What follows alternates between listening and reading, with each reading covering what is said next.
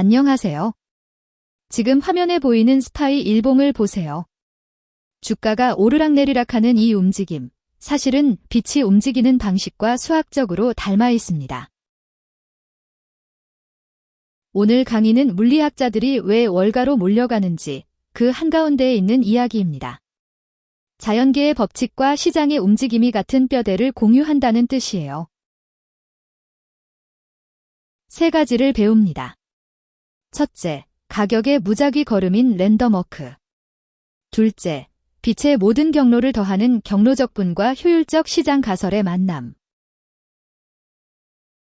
셋째, 블랙숄즈의 델타 해징과 패턴을 찾는 순간 그 패턴이 사라지는 시장의 역설까지 함께 살펴봅니다. 단, 오늘 이야기는 시장을 확률로 이해하는 관점을 드리는 것이지 특정 공식이 수익을 약속하는 게 아님을 먼저 밝힙니다. 그 점을 마음에 두고 시작하죠. 이번 화면은 비트코인 일봉입니다. 한없이 오르다가 급하게 꺾이기를 반복하죠. 이 무작위로 보이는 움직임을 수학으로 처음 잡아낸 사람이 1900년의 한 수학자입니다. 프랑스 수학자 루이 바슐리에는 박사 논문에서 주가를 랜덤워크, 즉 다음 방향을 예측할 수 없는 무작위 걸음으로 가정합니다. 목적은 옵션의 공정한 가격을 구하는 것이에요. 놀랍게도 불과 5년 뒤 아인슈타인이 꽃가루가 물 위에서 무작위로 떠다니는 브라운 운동을 설명하면서 거의 같은 수학에 도달합니다. 아인슈타인은 그 움직임을 분자의 무작위 충돌로 설명하고 그 확산 방정식은 바슐리의 열전도 방정식과 구조가 같습니다. 다른 목적, 다른 대상, 그런데 같은 수학. 시장과 자연이 이토록 닮아 있다는 사실이 오늘 강의의 출발점입니다. 이제 스파이 주봉으로 눈을 옮깁니다. 일봉보다 잡음은 줄었지만 여전히 다음 주의 방향을 정확히 알려주지는 않습니다. 여기서 등장하는 게 효율적 시장 가설입니다. 모든 정보가 이미 가격에 반영되어 있어서 미래 가격 변화의 방향은 예측 불가능하다는 가설이에요. 갈튼보드라는 실험이 이 역설을 잘 보여줍니다. 못을 핀촉처럼 박은 판에 공을 떨어뜨리면 공 하나가 좌로 갈지 우로 갈지는 50대 50으로 알 수 없습니다.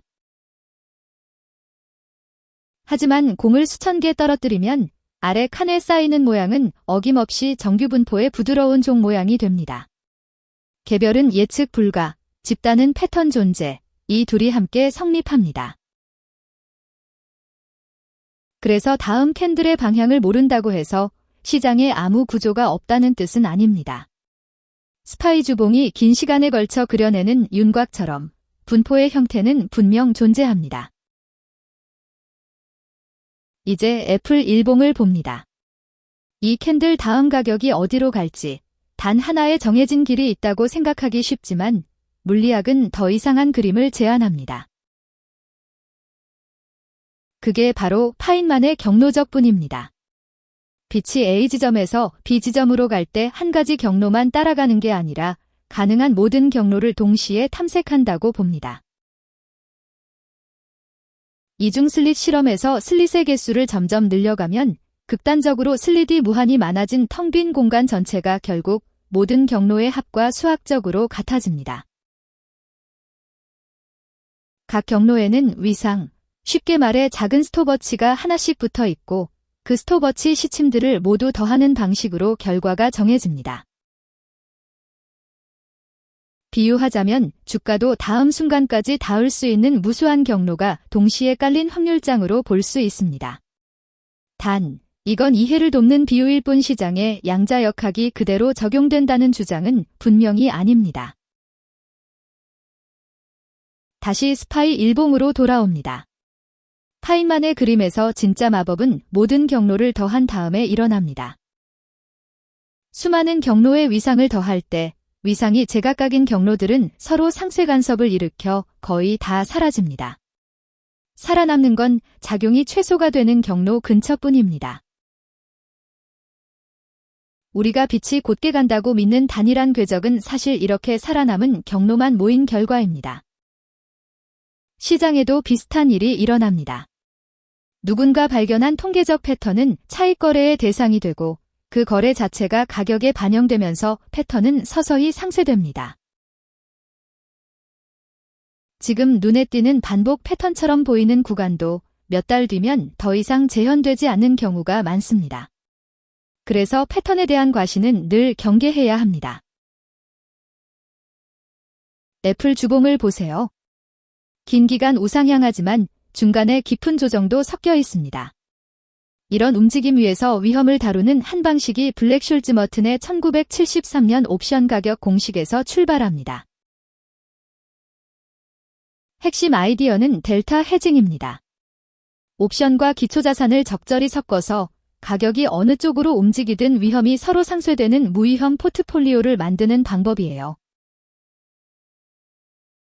비유하자면 가격의 경로가 어떻게 흘러가든 포트폴리오의 궤적을 가장 평평하고 안정적인, 즉 최소작용에 가까운 길로 유지하려는 시도라고 볼 수 있습니다.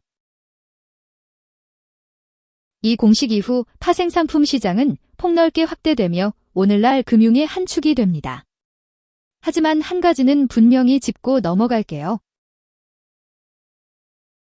해징은 위험을 없애는 것이 아닙니다. 위험을 누군가에게 넘기고 시장 전체로 재분배할 뿐이에요. 이 균형을 잃으면 해지 자체가 새로운 위험이 됩니다. 마지막으로 스파이 월봉을 펼칩니다. 긴 시간 축에서 보면 시장에 일관된 패턴이 있어 보이죠. 그래서 가장 유명한 역사적 사례 하나를 소개합니다. 짐 사이먼스의 르네상스 테크놀로지 메달리온 펀드는 1988년부터 약 30년간 시장 평균을 크게 상회한 것으로 알려져 있습니다. 구체적 수치는 출처마다 다르고 재현이 보장되지 않아 이 사실만 빌려옵니다. 여러분도 쉽게 벌 수 있다는 뜻은 결코 아닙니다. 시장에서 통계적 패턴을 발견해 이용해 거래하면 그 거래 자체가 가격에 반영되어 패턴은 사라집니다. 패턴을 찾는 순간 패턴이 지워지는 역설이에요. 그래서 시장은 다시 효율적으로 수렴하고 이는 파인만의 상세 간섭이 되풀이되는 모습입니다. 특정 공식의 과신을 버리고 시장을 확률 분포로 보며 리스크를 다루는 태도가 진짜 무기입니다. 오늘 강의 여기까지입니다.